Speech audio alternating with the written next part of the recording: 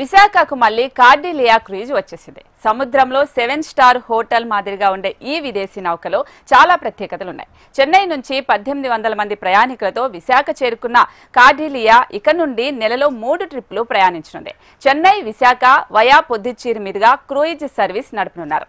11 అంతస్తుల భారీ నౌకలో 764 క్యాబిన్స్ అందుబాటులో ఉంటాయి. ఇందులో 1800 మంది ఒకేసారి ప్రయాణం చేయొచ్చు. 300కు పైగా లగ్జరీ రూమ్స్ కూడా అందుబాటులో ఉన్నాయి.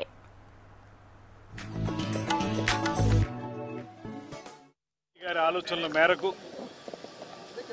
భారతదేశంలో పర్యాటక రంగాన్ని వృద్ధి చేయాలనేటువంటి వాళ్ళ ఆలోచనకు అనుగుణంగా మన డైనమిక్ ముఖ్యమంత్రి శ్రీ చంద్రబాబు నాయుడు గారు ఈ రాష్ట్రంలో గడిచిన సంవత్సర కాలంగా పర్యాటక రంగాన్ని అభివృద్ధి చేయడానికి చేస్తున్న ప్రయత్నాలు మనందరికీ తెలిసినవే.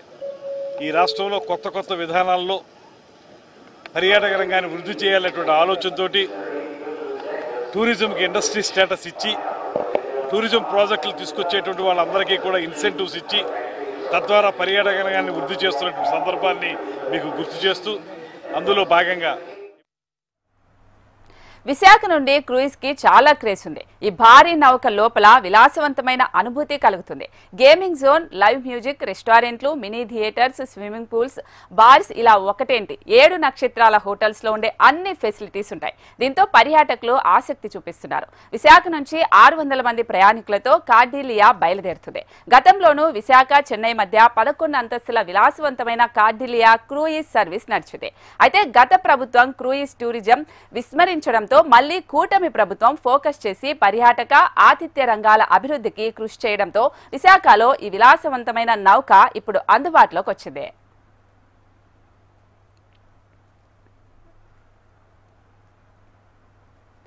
జ్యువెల్ ఆఫ్ ఈస్ట్ కోస్ట్ గా పేరున్న విశాఖలో అంతర్జాతీయ స్థాయిలో పర్యాటకం అభివృద్ధి చేయాల్సి ఉంది. ఆ దిశగా కూటమి సర్కార్ అడుగులు వేస్తోంది.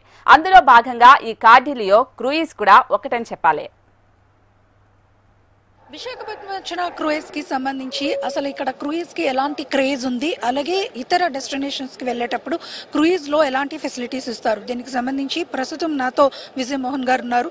సార్, క్రూయిజ్ కి చాలా క్రేజ్ ఉంది. ఎందుకంటే విశాఖపట్నం లాంటి ఒక మంచి నగరంలో, అంటే పర్యాటక నగరంలో ఇలాంటి క్రూయిజ్ లాంటి ఫెసిలిటీస్ రావడం అనేది చాలా ఆసక్తిగా అందరూ చెప్పుకుంటున్నారు. సో మీరు కూడా మీ ఎక్స్పీరియన్స్లో ఏమనుకుంటున్నారు?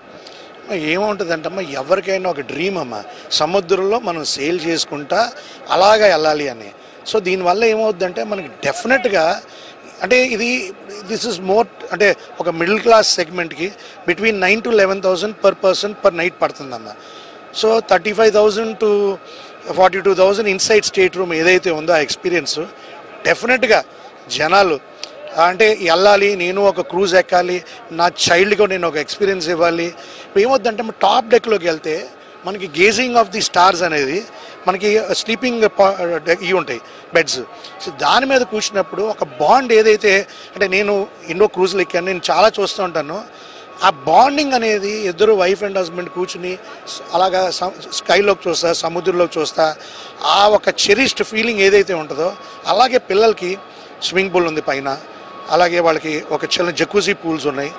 దెన్ కిందకు వస్తే చిల్డ్రన్కి బోల్డ్ యాక్టివిటీస్ ఉన్నాయమ్మ, బిలియర్డ్స్ దగ్గర నుంచి టీటీ దగ్గర నుంచి, అలాగే షిప్ బిహైండ్ రాక్ క్లైంబింగ్ అని ఉంది. సో అదొక facility. Then there is a theatre. Food పిల్లలకి నిజంగా అట్రాక్ట్ చేసే ఫుడ్ అన్ని రకాలుగా ఉంటాయి. మెయిన్ ఏంటంటే వాళ్ళకి night 11 o'clock pizzas, burgers, cakes ఆ ఒక మెనూ తీసుకొస్తారు. అంటే జనరల్గా మేము చూస్తూ ఉంటాం షిప్లో పిల్లలందరూ 10:30కి వెయిట్ చేస్తూ ఉంటారు, ఆ కౌంటర్ ఎప్పుడు ఓపెన్ చేస్తాడు అంటాడు.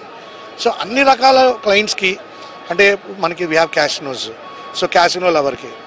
అండ్ ఇప్పుడు దీంట్లో 6 bars ఉన్నాయమ్మ. ఫర్ బార్స్కి ఎవరైనా ఓకే ఆల్కహాల్ ఎంజాయ్ చేద్దాం అన్నాను, కిడ్స్ ఎంజాయ్ చేయాలి, ఫ్యామిలీస్కి అందరికీ తగ్గ ఒక ప్రోడక్ట్ ఈ షిప్లో ఉందమ్మా. సార్, అంటే క్రూయిజ్ డెస్టినేషన్స్ మనం చూసుకుంటే కనుక విశాఖ టు చెన్నై అండ్ పాండిచ్చేరి 3 డెస్టినేషన్స్కి ఈ ట్రిప్స్ అనేవి ఉన్నాయి.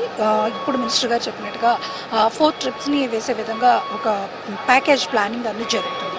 సో విశాఖపట్నం నుంచి ఇంకా డెస్టినేషన్స్ పెంచుకునే అవకాశం ఇప్పుడు యాజ్ ఆఫ్ నౌ మనకి ఏంటంటే చెన్నైని మనం కనెక్ట్ చేశారు. చెన్నై టు వైజాగ్ 2 nights అవుతుంది. వైజాగ్ నుంచి చెన్నై వెళ్ళేది 3 nights అవుతుంది. ఎందుకంటే మనం వాయా పాండిచ్చేరి వెళ్తున్నాం అన్న. సో దానివల్ల మనకు ఆ ప్రాబ్లం వస్తుంది. బట్ అదర్ వే అరౌండ్ ఇప్పుడు ఇక్కడి నుంచి ఏంటంటే మనకి పారదీప్ పోర్ట్ అంటే for the future Calcutta. So ఇప్పుడు ఏంటంటే వాళ్ళకి ఇంకో క్రూజ్ లైనర్ వచ్చిన తర్వాత కార్డిగ్లీ అని ఈస్ట్ కోస్ట్లో పెడతారు. అది ఇంకా బిగర్ షిప్, బట్ 1100 క్యాబిన్స్ వస్తుంది. ఇది మనకి 786 క్యాబిన్స్, 1700 ప్యాసింజర్స్. అది ఆల్మోస్ట్ 2600 వరకు వెళ్తుంది.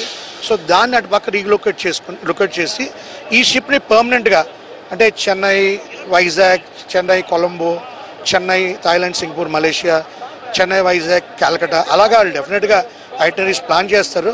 బట్ డెడికేటెడ్ క్రూజ్ టెర్మినల్స్ ఉండటం వల్ల వైజాగ్ అనేది కాలింగ్కి ఈజీ అవుతుందమ్మా. సార్ అంటే మీరు చాలా క్రూయిజ్లో జర్నీ చేశానంటున్నారు, ఆల్రెడీ ఇందులో కూడా మీరు ఆల్రెడీ జర్నీ చేశారు లాస్ట్ టైం. సో మీ ఎక్స్పీరియన్స్ ఏంటి, మీరు ఎంజాయ్ చేయాలి?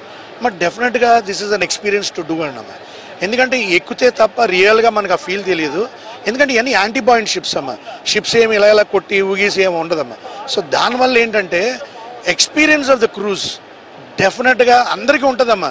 ఇవాళ యాక్చువల్గా నాకు ఇవాళ మార్నింగ్ దగ్గర ఒక 20 ఫోన్స్ వచ్చినాయి, సార్ క్యాబిన్ ఉంది ఇవాళ వెళ్ళొచ్చా అని. లేదా అప్పటికి క్లోజ్ చేస్తారు వాళ్ళు. మార్నింగ్ షిప్ ఇలాగా వస్తుంది, క్యాబ్ క్లోజ్ చేస్తారమ్మా sale. But ship was almost sold. అటు నుంచి వచ్చినప్పుడు ఫుల్గా వచ్చింది. ఇటు నుంచి ఐ థింక్ 1600 ప్యాసింజర్స్తో ఇటు నుంచి వెళ్తుంది. ఈవెన్ రేపు వచ్చే 7th కూడా ఆల్మోస్ట్ 80% షిప్ ఫుల్. సో దీనివల్ల ఏంటంటే క్రూజింగ్ అనేది ఇది కొంచెం హాలిడే సీజన్లో వచ్చుంటే మనకి మేలో అద్భుతంగా ఉండేది.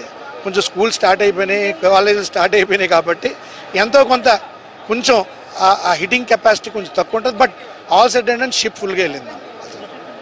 ఇది మొత్తానికి ఇక్కడ క్రూయిజ్లో ఎవరు వెళ్ళినా కూడా అదొక అద్భుతమైన నౌకా విహారం, ఒక అనుభూతి అని చెప్పేసి చెప్తా ఉన్నారు. ఎందుకనంటే ప్రతి ఒక్కరి కళ అది. ఎందుకంటే సముద్రంలో అలల మీద ఇంత అందమైన కళల సౌధంలో వాళ్ళంతా కూడా జర్నీ చేయడం అనేది నిజంగానే ఒక అద్భుతమైన ఫీలింగ్.